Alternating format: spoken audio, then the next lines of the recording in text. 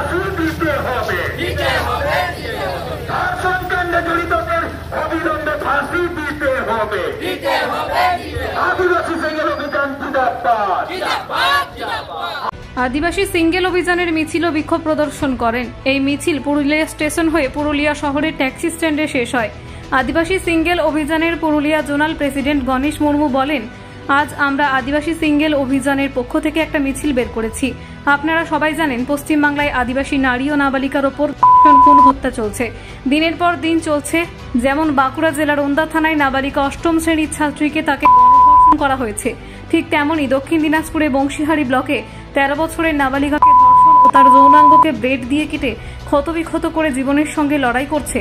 এই প্রতিবাদে আজ আদিবাসী সিঙ্গেল অভিযানের পক্ষ থেকে পুরো প্রতিবাদ জানাচ্ছি এবং দোষী ব্যক্তিদের কঠোর থেকে কঠোরতম শাস্তির দাবি জানাচ্ছি ও প্রতিবাদ করছি। আজকে আমরা আদিবাসী সিঙ্গেল অভিযানের পক্ষ থেকে আমরা একটা মিছিল বের করেছি। আমরা সকলেই জানি, আজ পশ্চিমবাংলায় সমস্ত এলাকায় আদিবাসী নারী এবং নাবালিকার ওপর গণধর্ষণ, খুন, হত্যা চলছে, দিনের পর দিন বাড়িয়ে চলেছে। যেমন বাঁকুড়া জেলার ওন্দা থানায় এক নাবালিকাকে অষ্টম শ্রেণী তাকে গণধর্ষণ করা হয়েছে, ঠিক তেমনি দক্ষিণ দিনাজপুরের বংশীহারি ব্লকে 13 বছরের নাবালিকাকে ধর্ষণ এবং তার যৌনাঙ্গে ব্লেড দিয়ে কেটে তাই ক্ষত বিক্ষত করে তার জীবনের সঙ্গে লড়াই করছে।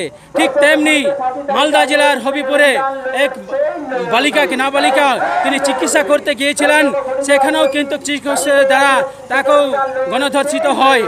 এই প্রতিবাদে আজ আমরা আদিবাসী সিঙ্গেল অভিযানের পক্ষ থেকে পুরো প্রতিবাদ জানাচ্ছি এবং দোষী ব্যক্তিদের কঠোর থেকে কঠোর শাস্তি দাবির জন্য আমরা এই প্রতিবাদ জানাচ্ছি।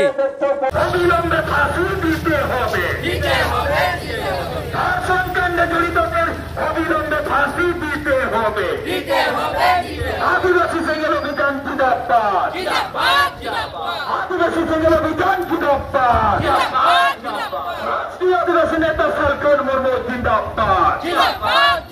বাঁকুড়া জেলায় ফাঁসি দিতে হবে।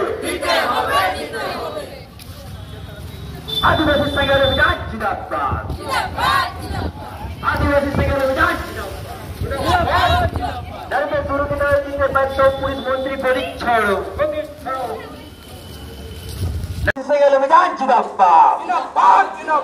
দিকে দিকে ঘুরে ধর্ষণ জড়িত ফাঁসির দাবিতে সমস্ত মানুষ এক হোক। Bureau report, Bengal views.